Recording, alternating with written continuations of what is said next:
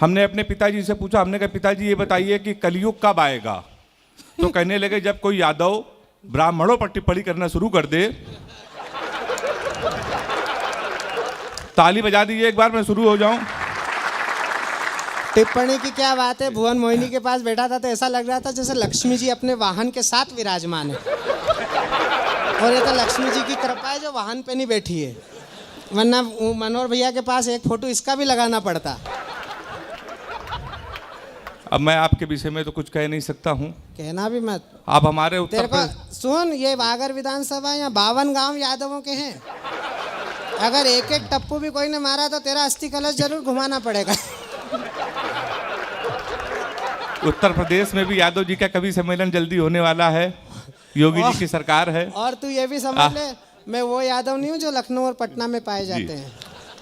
मैं बहुत अच्छा संचालन कर रहे हैं बड़े भैया आपने, मैं तो बहुत डर रहा था। मालवा में पहली बार आया हूं, लेकिन जिस तरीके से आपने तालियों से शुरू किया, भैया बता रहे थे मैं लपेटे में नेताजी में आता हूं हर शनिवार को न्यूज़ 18 पे, उसमें बड़े बड़े नेताओं को लपेटता हूं। सचकांत भैया ने कहा मालवा बेटा आए हो, सांसद जी बैठे, इनको लपेटने की कोशिश मत करना, क्योंकि उसके कई कारण है। पहला कारण तो यह है कि तू ब्राह्मण है, दूसरा कारण यह है कि तू कानपुर से आया है, तीसरा कारण यह है कि तू कार से आया है। उत्तर प्रदेश वाले कार से आ तो जाते हैं मध्य प्रदेश में। ताली जोरदार बजा दीजिए एक बार। तो कार कहां पलट जाए तो कानपुर वालों को बहुत डर लगता भाई साहब। तो मैं सांसद जी के लिए कोई टिप्पणी नहीं करूंगा। देश के सबसे बड़े सबसे अच्छा संचार अगर कोई सांसद है तो आपके अपने, मैं प्रणाम करता हूं। मैं उत्तर प्रदेश से आया हूं, ऐसा नहीं कि वहाँ के नेता खराब होते हैं। मैं तो कानपुर का हूं भाई साहब, वहाँ के नेता भी बहुत अच्छे होते हैं और वहाँ के सांसद भी बहुत अच्छे होते हैं। मोदी जी ने वृक्षारोपण सफाई अभियान पूरे हिंदुस्तान में छेड़ रखा है, तो हमारे कानपुर के सांसद जी ने भी वृक्षारोपण कानपुर में किया। 1 महीने पहले एक वृक्ष लगाया, एक पौधा, उसको आधे घंटे बाद एक बकरे ने खा लिया। शाम को सांसद जी ने उस बकरे को खा लिया। तो मैं उसी कानपुर से आया हूं। ताली अभी भी कमजोर है आपकी। तो जानी भैया को मैं अपना आदर्श मानता हूं, हमारा सांसद तो शाकाहारी, बड़े देश के बड़े कवि हैं। तो मैं आपको बता दूं, मैं सांसद जी के लिए कुछ नहीं कह सकता हूं। वीर रस के बड़े बड़े कवि यहाँ पर आपने बुलाए हैं, हम लोग उत्तर प्रदेश में वीर रस के कवियों को नहीं बुलाते। इतनी वीरता हमारे उत्तर प्रदेश में पहले से है, हमारे कानपुर की वीरता तो पूरे विश्व ने देखी, तो हम लोग वीर रस के कवि को नहीं बुलाते हैं। मैं आपको बता दूं, ये भी 1.5-2 महीने पहले 7 बजे यादव जी सुबह सुबह हमारे पास आ गए। 7 बजे यादव ही सुबह आ सकता है, तो मेरे पास आ गए सुबह, कहने लगे पंडित जी हमको आशीर्वाद दो, हमको डिस्कवरी चैनल जाना है। तो हमने कहा वहाँ क्या करोगे? कहने लगे हमको शेर के साथ सेल्फी लेनी है। हमने कहा पागल हो गए हो क्या? कहने लगे क्यों? मोदी जी शेर के साथ सेल्फी ले सकते हैं डिस्कवरी चैनल में, मैं नहीं ले सकता हूँ, मैं तो कानपुर का हूँ। तो हमने कहा वो प्रधानमंत्री पूरी व्यवस्था से गए थे, तुम्हारे पास क्या व्यवस्था है? तो उन्होंने कहा 1 क्वार्टर हमारी जेब में पड़ी है, हमको आप जाने दीजिए और आशीर्वाद दीजिए।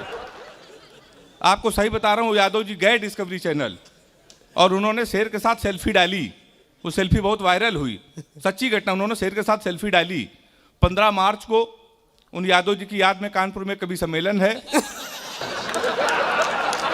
संचालन शशिकांत यादव जी कर रहे हैं, और ताली अभी भी कमजोर है आपकी। तो साहब मैं बता चुका हूं, मैं उत्तर प्रदेश का हूं। उत्तर प्रदेश के हमारे सांसद जी बैठे हैं, वैक्सीन लेके आ गए। उत्तर प्रदेश से कुछ नेता कह रहे हैं कि हम वैक्सीन नहीं लगाएंगे, तो बड़ा उनका विरोध हुआ। हमारे अखिलेश यादव जी ने कहा बीजेपी की वैक्सीन है, हम इसको नहीं लगाएंगे। मैंने 4 पंक्तियां लिखी, स्वागत, पंक्तियों में मजा आ जाए तो तालियों का महोत्सव देकर मुझे शुरू कर देना। मैं पहली बार आया हूं और ओपनिंग कर रहा हूं, मेरे ऊपर थोड़ी जिम्मेदारी ज़्यादा है। आपने मुझे पास कर दिया तो मैं बार बार यहाँ आता रहूँगा। तो अखिलेश यादव जी ने कहा बीजेपी की वैक्सीन है, मैंने 4 पंक्तियाँ लिखी। हमने कहा सबको लगेगा दिन में, तुमको रात से लगाएंगे। चौथी पंक्ति में तालियों का महोत्सव कर देना। सबको लगेगा दिन में, तुमको रात से लगाएंगे, जो बच के निकल के भागेगा उनको घात से लगाएंगे। राम भक्तों को टीका लगेगा आराम से बहुत, पर सपाइयों को योगी जी अपने हाथ से लगाएंगे।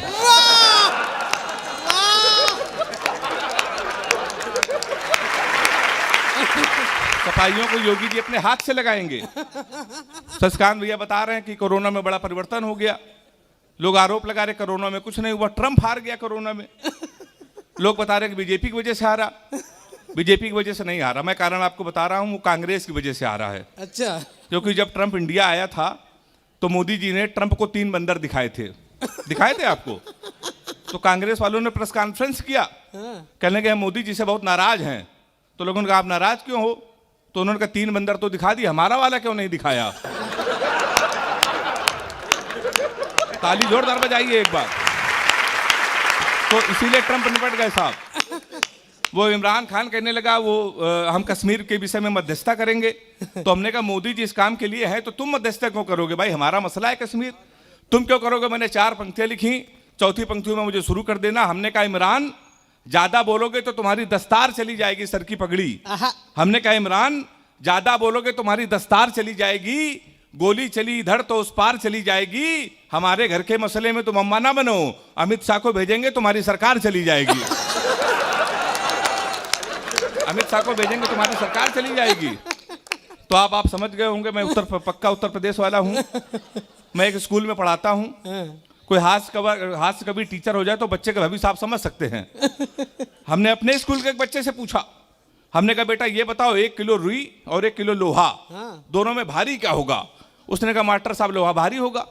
मैंने कहा बेवकूफ, मैं जो तुमसे कह रहा हूं कि 1 किलो रुई 1 किलो लोहा, जब दोनों 1 किलो है, रुई भी 1 किलो है, लोहा भी 1 किलो है, तो लोहा कैसे भारी होगा? उसका जवाब सुनिएगा। उसने कहा मास्टर साहब आप हमको 1 किलो रुई फेंक के मारिए, हम आपको 1 किलो लोहा फेंक के मारते हैं, आप जान जाओगे क्या भारी होगा। हमने दूसरा क्वेश्चन पूछा, हमने कहा हिंदुस्तान में सबसे तेज उड़ने वाले पंछी का क्या नाम है? उसने जवाब दिया हाथी। हमने खड़े हो जाओ तुम्हारे बाप क्या करते हैं? उसने कहा दाऊद के गिरोह में शूटर हैं। हमने कहा बैठ जाओ, हाथी सही जवाब। तो भाई साहब मैं कानपुर में टीचर हूं, हास्य का कवि हूं। 10-15-20 मिनट आपके बीच रहूंगा, प्यार मोहब्बत की कोई बात नहीं करूंगा। उसके लिए भुवन मोहिनी जी आई हैं, वो आएंगी, बुजुर्गों को भटकाने की कोशिश करेंगी। मैंने भगवान राम के लिए भी कोई कविता नहीं लिखी क्योंकि मेरी भी इतनी हिम्मत नहीं। राम के विषय में हमारे अमन अक्षर ने बहुत अच्छी कविता लिखी, अभय निर्भीक ने लिखी, हमने आसाराम के लिए लिखी कविता, लेकिन वो मुझे याद नहीं है। प्यार मोहब्बत के विषय में मैं बहुत दूर रहता हूं, मैंने आज तक कभी प्यार मोहब्बत नहीं किया। 4 पंक्तियां आपको सुना रहा हूं, मैं प्यार मोहब्बत से क्यों दूर रहता हूं। कि एक फूल तुझे देने के लिए सस्ते में ले लिया, और चौथी पंक्तियों में अगर आपको लगे मैं प्यार क्यों नहीं करता तो ताली बजाइएगा। कि एक फूल तुझे देने के लिए सस्ते में ले लिया, देखे ना कोई इसलिए बस्ते में ले लिया, फूल तुझे देने को निकले थे जाने मन, पर बजरंग दल वालों ने उसे रास्ते में ले लिया। तो साहब मैं बहुत दूर रहता हूं प्यार मोहब्बत से। अच्छा प्यार मोहब्बत तो छोड़िए, हमने किसी लड़की का आज तक गौर से देखा तक नहीं। लड़कियों की बीमारी होती, बीमारी सही हो तो नौजवान हाथ उठा के मेरा समर्थन करना। लड़कियों की बीमारी होती, किसी लड़की का आप गौर से देख लो तो कहेंगी देखो कैसे कुत्ते की तरह देख रहा है, ना देखो तो कहेंगे कुत्ता देख भी नहीं रहा है। तो साहब मैं बहुत दूर रहता हूं।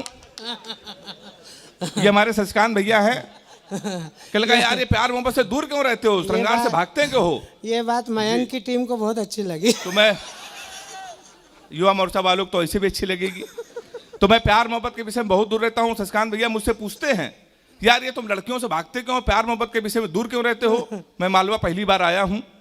मैं आपको बता दूं मेरा बचपन का मित्र है, उसने हमको रोते रोते लव स्टोरी सुनाई थी साहब। हमने रोते रोते लव स्टोरी सुनी, तब से हमने कसम खा ली, ने प्यार करेंगे ना किसी को प्यार करने देंगे।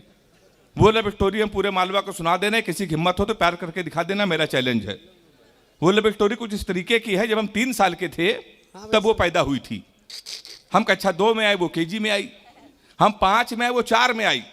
हम हाई स्कूल में, वो 9th में आई। हम इंटर में आए, वो 1st ईयर में आई। फिर हम IIT की तैयारी करने लगे। लड़के इंटर के बाद ये तो SSC करते हैं, IIT करते हैं। हम IIT की तैयारी करने लगे, वो 1st ईयर में आ गई। हम IIT की तैयारी कर रहे थे, वो इंटर में आ गई। हम IIT की तैयारी कर रहे थे, वो BA में आ गई। हम IIT की तैयारी कर रहे थे, वो MA में आ गई।